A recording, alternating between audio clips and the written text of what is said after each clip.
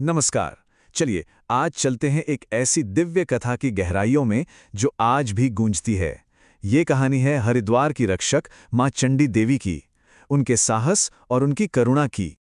तो हमारी कहानी की शुरुआत होती है उस पवित्र भूमि से, हरिद्वार से। सोचकर देखिए, वो जगह जहां पावन गंगा मैया पहली बार पहाड़ों को छोड़कर मैदानों में कदम रखती हैं। उस जगह में कितनी दिव्यता होगी। तो चलिए कहानी के इस पहले हिस्से में देखते हैं कि आखिर वो कौन सी जगह थी जहां ये सब कुछ हुआ। हरिद्वार के पूर्वी किनारे पर ना दो पर्वत एकदम शान से खड़े हैं, नीलगिरी और नारियल शिला। और लोक कथाएं बताती हैं कि इन्हीं चोटियों पर मां चंडी का दिव्य वास है, जहां से वो पूरी सृष्टि पर अपनी कृपा बनाए रखती हैं। अब चलते हैं उस दौर में जब ब्रह्मांड पर एक बहुत बड़ा संकट मंडरा रहा था और देवताओं को मदद की सख्त जरूरत थी। उस प्राचीन काल में शुंभ, निशुंभ और महिषासुर, इन तीन दैत्यों ने सचमुच तीनों लोकों में हाहाकार मचा दिया था। और ये सिर्फ कोई दुश्मन नहीं थे, ये तो जैसे अहंकार और अत्याचार का दूसरा रूप थे। इन्होंने देवताओं को हरा दिया, ऋषि मुनियों के यज्ञ भंग कर दिए और पूरी पृथ्वी पर कह सकते हैं कि एक निराशा का अंधेरा फैला दिया। जब कोई रास्ता नहीं बचा तो सारे देवता थके हारे हिमालय की शरण में पहुंचे और सबने एक साथ मिलकर आदि शक्ति को पुकारा, मां आपके सिवा हमें कोई नहीं बचा सकता।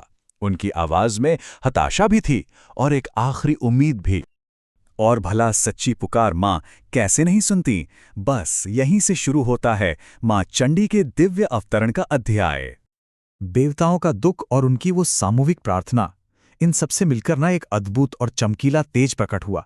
ये कोई मामूली रोशनी नहीं थी, ये तो सारे देवताओं की शक्ति और उनकी आस्था का मिलाजुला रूप था।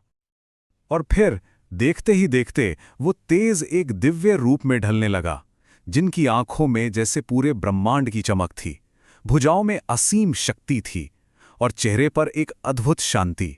वही थी मां चंडी।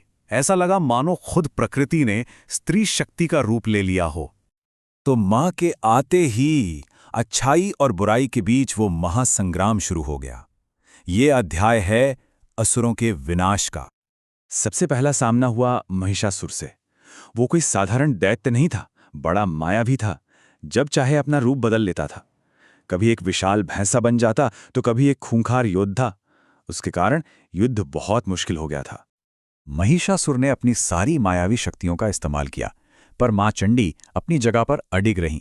और फिर वो पल आया जब देवी ने अपना त्रिशूल उठाया और बस एक ही वार में महिषासुर का अंत हो गया। कहते हैं उस दिन धरती ने पहली बार चैन की सांस ली। लेकिन असली लड़ाई तो अभी बाकी थी। महिषासुर के मारे जाने की खबर जैसे ही अहंकारी शुंभ और निशुंभ तक पहुंची, वो गुस्से से आग बबूला हो गए। उन्होंने देवी को ललकारते हुए कहा, हे देवी, हम दोनों से एक साथ युद्ध करो। और उनकी इसी चुनौती के साथ वो महायुद्ध शुरू हुआ जिसकी कोई कल्पना भी नहीं कर सकता था। कहते हैं कि वो लड़ाई इतनी भयंकर थी कि पहाड़ तक हिलने लगे थे, समंदर कांप उठा था और आसमान में देवता भी सब कुछ देखकर हैरान थे। मां ने एक एक करके उनकी पूरी सेना को खत्म कर दिया और आखिर में एक जोरदार गर्जना के साथ देवी ने अपना खड्ग उठाया और शुंभ निशुंभ दोनों का अंत कर दिया। ये सिर्फ दैत्यों का अंत नहीं था, ये तो अहंकार पर करुणा की जीत थी। युद्ध खत्म हुआ, शांति वापस आई और अब वक्त था उस जगह को पवित्र बनाने का जहां ये सब हुआ था। जीत के बाद मां ने ऐलान किया, मैं इसी पर्वत पर रहूंगी और जो भी भक्त सच्चे मन से मेरे पास आएगा, मैं हर संकट में उसकी रक्षा करूंगी। ये एक मां का अपनी संतानों से एक अटूट वादा था।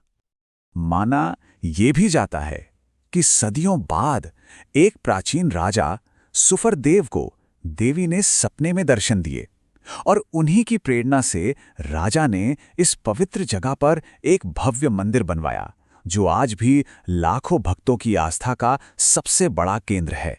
ये तो थी पौराणिक कथा, लेकिन इसकी असली ताकत आज भी जिंदा है, भक्तों के अटूट विश्वास में। आज भी देखिए, हरिद्वार आने वाला हर श्रद्धालु मनसा देवी और चंडी देवी के दर्शन करने जरूर जाता है। खासकर नवरात्रों में यहाँ का माहौल ही कुछ और होता है। सड़कें फूलों से भर जाती हैं और पूरा आसमान बस जय मां चंडी देवी के जयकारों से गूंजता रहता है।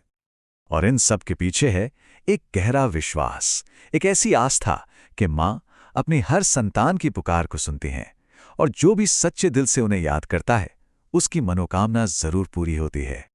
तो ये थी माँ चंडी की कहानी, एक ऐसी कहानी जो सिर्फ देवताओं और असुरों के युद्ध की नहीं है, बल्कि कहीं ना कहीं हमारे अपने अंदर के संघर्ष की भी है। यह हमें याद दिलाती है कि हर दौर में, चाहे अंधेरा कितना भी घना क्यों ना हो, साहस और करुणा की शक्ति हमेशा जीतती है। और शायद यही वजह है कि ये कहानी आज भी लाखों लोगों को अपने अंदर की बुराइयों से लड़ने की हिम्मत देती है।